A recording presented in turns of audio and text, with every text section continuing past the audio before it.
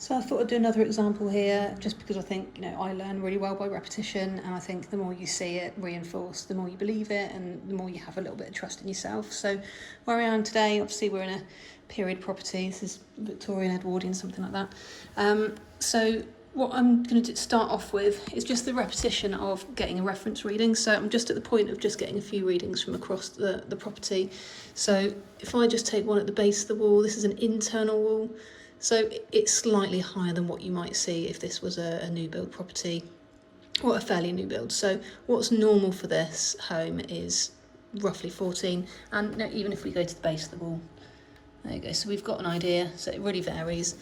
So what I've got is I'm just going over to this area at the edge of this office room, and what I'd kind of picked up is this high reading, so it's just inside that red zone, so not massively higher than our reference reading, but what we always need to do, because this is the Tramex meter, so its capacitance is not as reliable, and it always needs to be backed up. Whatever meter you're using, it needs to be backed up really with a pin node. So what I've got my pin meter. I'm just going to pop it in there just so we've got an idea of what's going on, and we can see if I just move over that, it is giving us a much higher reading, so we've got 50-ish.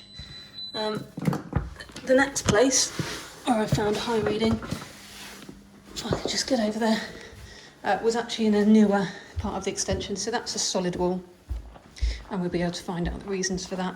But this is in a newer extension, and it was generally all dry, apart from just this little bit over here, which was just inside that. Was it over this side? Yeah, just over here. So it's just inside that, slightly damp. So there's two things that we can do.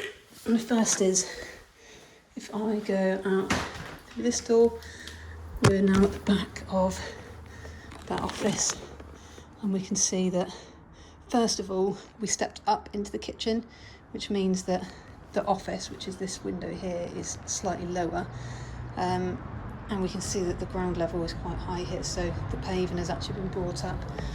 The damp reading that I got was roughly down here, but I think it's the same along, I just can't access it. So we've got a couple of issues here, mainly the raised ground level.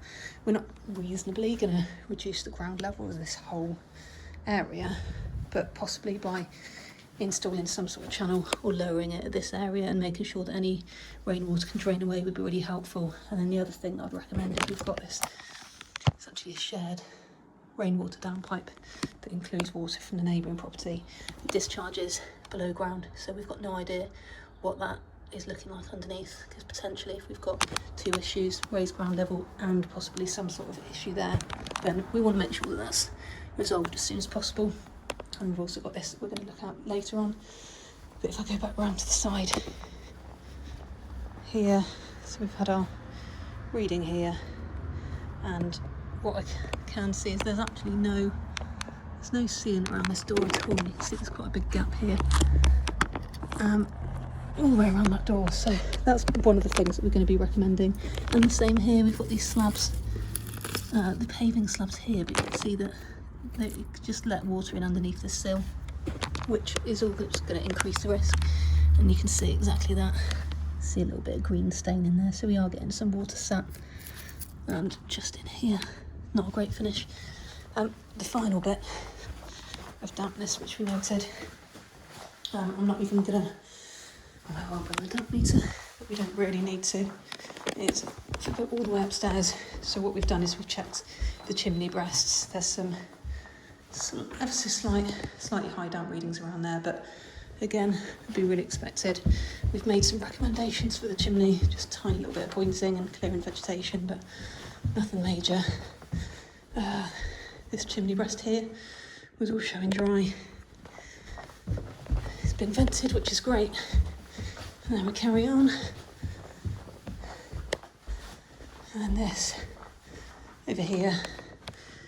Hopefully you can kind of see there. You can see that patchiness straight away.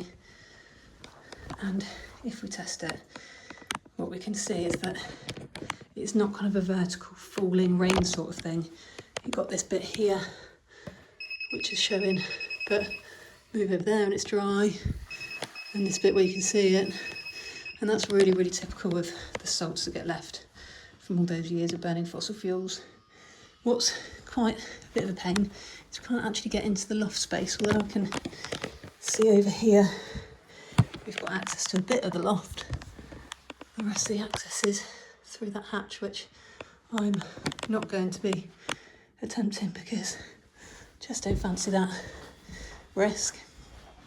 Yeah, so this will be something to monitor, seeing what happens, getting someone up on the roof just to make sure that the pointing's in good condition, because we can see that it's deteriorated in some areas.